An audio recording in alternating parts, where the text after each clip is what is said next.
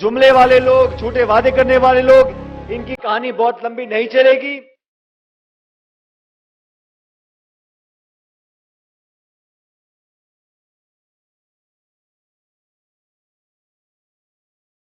नमस्कार, राजनीतिक खबरों के सबसे दिलचस्प ठिकाने में मैं रूपेश मिश्रा आप सभी का स्वागत करता हूं। राजस्थान का सियासी महासंग्राम छिड़ा हुआ है, लेकिन इसी बीच कई किरदारों की खामोशी सियासी गलियारे में चर्चा का विषय बनी हुई है।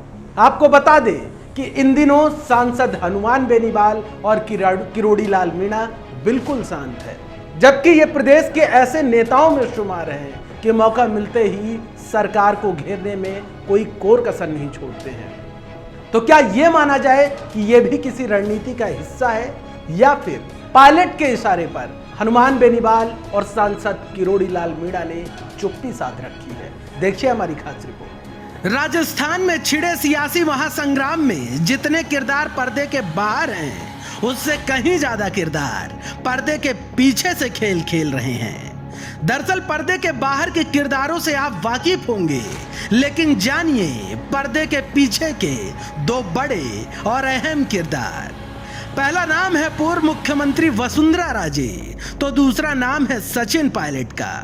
दरअसल दोनों ही इस सियासी पटकथा के अहम किरदार हैं, लेकिन खामोश हैं। खैर, इनकी खामोशी से भी कहीं ज्यादा चर्चे बेनीवाल और किरोड़ी लाल मीणा के हैं, क्योंकि बेनीवाल और किरोड़ी लाल मीणा राजस्थान के सियासी मैदान के वो चेहरे हैं जो अपने विरोधियों को सामान्य दिनों में ही नहीं छोड़ते थे, तो ऐसे वक्त में तो सियासत परवान पर है, लेकिन फिर भी सियासत के दो महारथी खामोश हैं।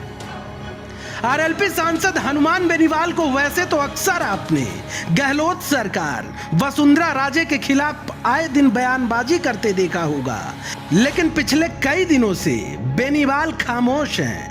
अंदाजा लगाइए कि बेनीवाल की सियासी शख्सियत के बारे में कि बेनीवाल कुछ बोलते हैं तो सुर्खियों में रहते हैं, और अब चुप हैं तो भी सुर्खियों में हैं। खैर, जब हमने बेनीवाल का ट्विटर अकाउंट खंगाला तो मालूम पड़ा कि बेनीवाल ने अंतिम बार ठीक 7 दिन पहले गहलोत सरकार पर निशाना साधा था। उसके बाद से बेनीवाल खामोश हैं, जबकि बेनीवाल इस दौरान ट्विटर पर बराबर सक्रिय रहे। डॉक्टर सीपी जोशी को जन्मदिन की बधाई तो मोदी के कई ट्वीट को भी रिट्वीट किया, लेकिन सियासी उठापटक पर एक शब्द नहीं बोले। बेनीवाल ऐसे चुप रहने वाले नेताओं में से तो नहीं है, जरूर यह भी किसी रणनीति का हिस्सा मालूम पड़ता है। वहीं जब सांसद किरोड़ी लाल मीणा का ट्विटर अकाउंट खंगाला तो मालूम पड़ा कि किरोड़ी लाल मीणा ने अंतिम बार 17 जुलाई को ट्वीट पर पायलट का समर्थन देने की बात कही थी।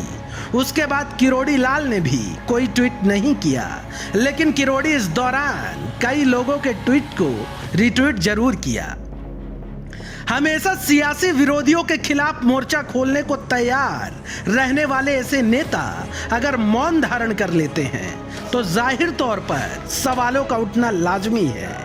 खैर, इस खामोशी की असल वजह क्या है वो तो नहीं मालूम, लेकिन सियासी पंडितों का विश्लेषण बताता है कि किरोड़ी और बेनीवाल इस संकट की घड़ी में पायलट के साथ खड़े हैं। इस बात का ऐलान दोनों खुले तौर पर कर चुके हैं, लिहाजा इस बात से इनकार नहीं किया जा सकता है कि बेनीवाल और किरोड़ी पायलट के इशारे पर ही खामोश हो, और ये चुप्पी भी किसी सियासी रणनीति का हिस्सा हो।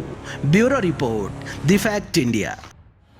तो देखिए आपने हमारी खास रिपोर्ट कि किस तरीके से हमने बारीकी से पड़ताल किया कि ये दोनों ऐसे किरदार हैं जो अक्सर खबरों में रहते हैं, सुर्खियों में रहते हैं, लेकिन इन दिनों सरकार को लेकर और पायलट कैंप को लेकर इनकी कोई विशेष प्रतिक्रिया नहीं आई, जो जाहिर तौर पर कई सवाल खड़े कर रही है, क्योंकि हनुमान बेनीवाल और किरोड़ी लाल मीणा पहले खुले तौर पर इस बात का ऐलान कर चुके हैं कि वो पायलट के साथ खड़े हैं, तो जाहिर तौर पर सवालों का उठना लाजमी है। दोस्तों, कल फिर हाजिर होंगे सियासत की एक नई चहलकदमी के साथ। तब तक के लिए नमस्कार।